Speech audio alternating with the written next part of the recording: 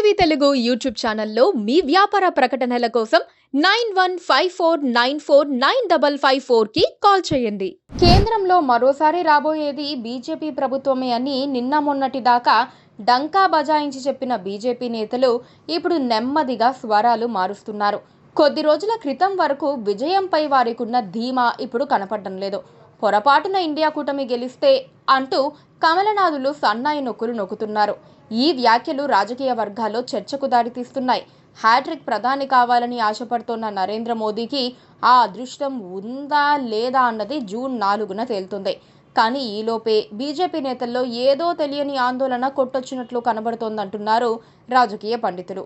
2014లో మొదటిసారి ప్రధాని అయిన నరేంద్ర మోదీ 2019లో తిరుగులేని విజయం సాధించి రెండోసారి ప్రధాని అయ్యారు. 10 ఏళ్ల పాలన తర్వాత మూడో ఎన్నికకు సిద్ధమవుతున్నారు.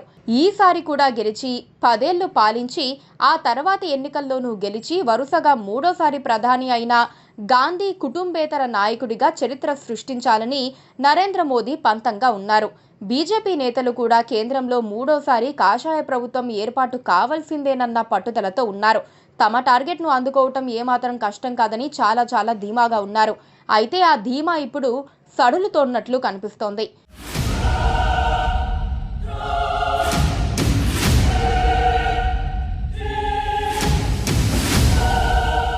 2014 ఎన్నికల్లో ఘోర పరాజయాన్ని మూటగట్టుకుంది కాంగ్రెస్ పార్టీ.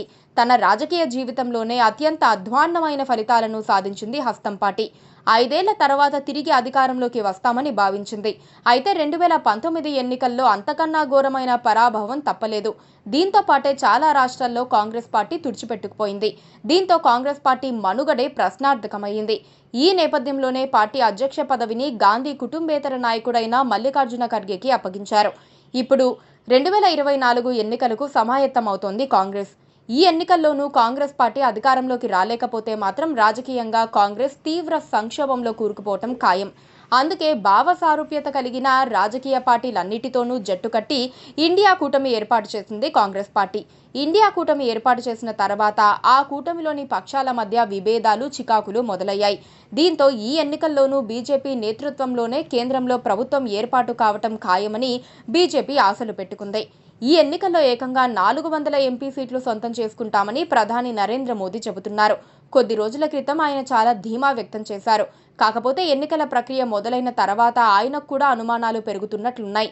మొన్నటి వరకు కాంగ్రెస్ అధికారంలోకి వచ్చే అవకాశాలు ఆమడ దూరంలో కూడా లేవన్న బీజేపీ నేతలు ఇప్పుడు పొరపాటున కాంగ్రెస్ గెలిస్తే అనడంలోనే ఇంతవరకు పోలింగ్ జరిగిన స్థానాల్లో బీజేపీకి ఎదురుగాలి వీచిందా, వారు చేయించుకున్న సర్వేల్లో ఘోర పరాభవం తప్పదని తేలిందా అన్న అనుమానాలు వ్యక్తమవుతున్నాయంటున్నారు రాజకీయ పరిశీలకులు. ఈ నేపథ్యంలోనే ప్రధాని నరేంద్ర మోదీ రాహుల్ గాంధీ పైన, కాంగ్రెస్ పార్టీ పైన విమర్శలు సంధిస్తున్నారు.